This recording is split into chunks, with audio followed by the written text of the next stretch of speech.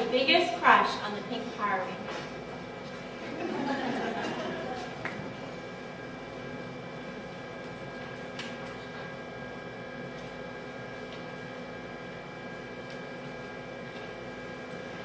He spoke quickly, charmingly, and affectionately, utilizing with unnecessary frequency adverbs, which gave him a decidedly Noel Coward countenance.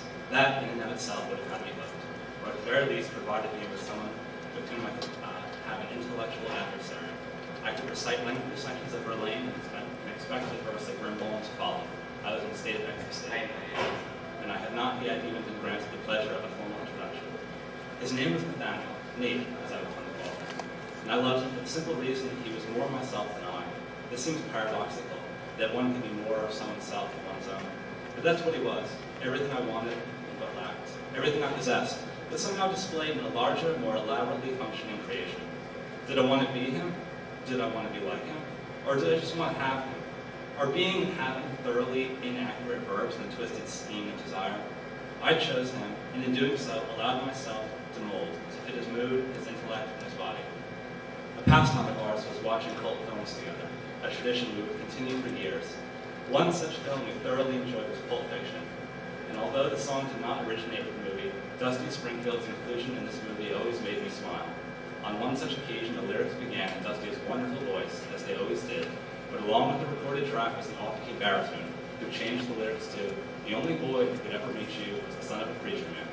Nate chuckled to himself, knowing that this song was particularly amusing, as it described our friendship with wonderful clarity.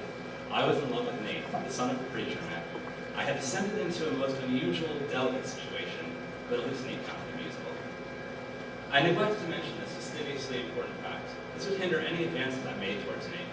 He would blush to an unseemly hue, and with a subtle, sly, and seductive smile, would take the compliment as if it were just another piece of his vanity.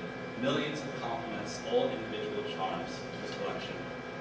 As a child, I had no religion. I was taken to church weekly, but as though in compensation, from the time I went to public school, I was excused church on the holidays.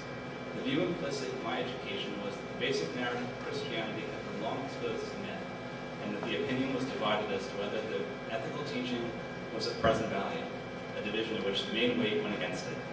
Religion was a hobby which some people like Nate professed and others did not. At best, I saw religion as slightly ornamental. At worst, it was the province of complexes and inhibitions, and of the intolerance, hypocrisy, and sheer stupidity attributed to it for centuries. Until Nate, no one had ever suggested to me that these quaint observances expressed a coherent philosophical thought, nor had anyone else done so would I have been much interested. But I loved Nate. I tried to take pleasure in the words, even if I could not feel as the congregation felt. Every effort I took towards religion, however honorable, was met with a solemn rejection.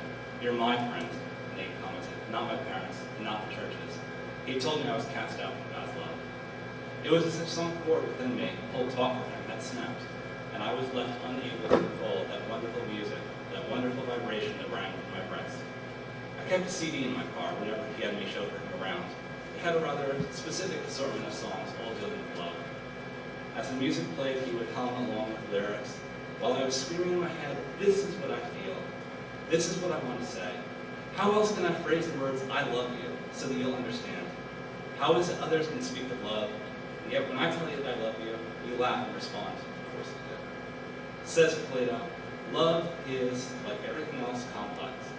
Considered simply in and of itself, it is neither honorable nor a disgrace.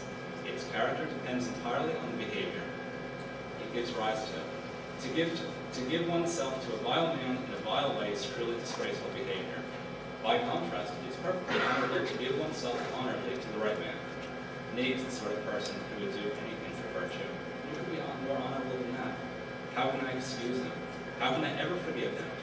Well, it's tragically simple. I do neither. I thank him. He has provided me with one crucial thing, an example of someone who is more myself than I, someone infinitely more terrible and wonderful."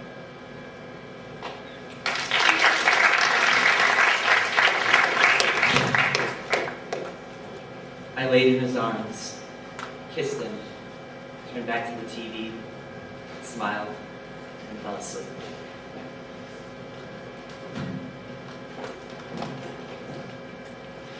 About halfway through the first semester, I met a girl at the party.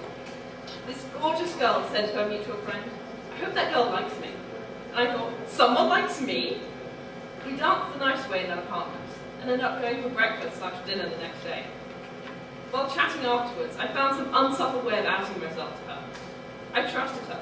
She was nice, smart, and I was drunk. And we kissed. My first time kissing a girl. Over the next month, we would meet up for dinners and talk. Infrequently, because in the Richmond mold, I was always busy, and didn't really want a relationship. We would experiment. Maybe I was using her, maybe she was using me. But one afternoon, we ended up going quite far. I was uncomfortable. I hadn't thought it through before, and my mind was somewhere else. I was so naive. I remember the feeling of detachment and saying to myself in my head, well, this is not how I want my afternoon to go. But it passed, and although I didn't directly enjoy it at any point, I could have ended it. And fuck being polite, I should have ended it. It wasn't the girl's fault. I should have been clearer. I should have been smarter. This is the only bit you can judge me on. It wasn't great. It wasn't anything. It just happened. We had dinner, and even then I started to distance myself. I justified this to myself because during dinner she mentioned she had discussed me with some of her friends. I was shocked, and thinking back, this was a pretty good portent for the future. I remember specifically talking to her about why I didn't want to be out, and among other things, if I'd only known how many friends she was referring to and how mistakenly I had trusted, maybe I would have been better prepared. The girl and I didn't really speak after that day, and the whole event is still a bit cloudy in my memory. For the rest of the semester, I tried to distance myself from it.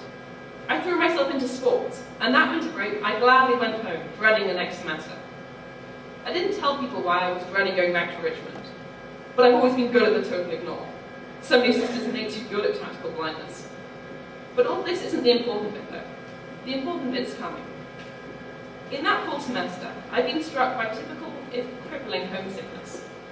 Maybe that's what made me trust so easily, and forget how to be happy.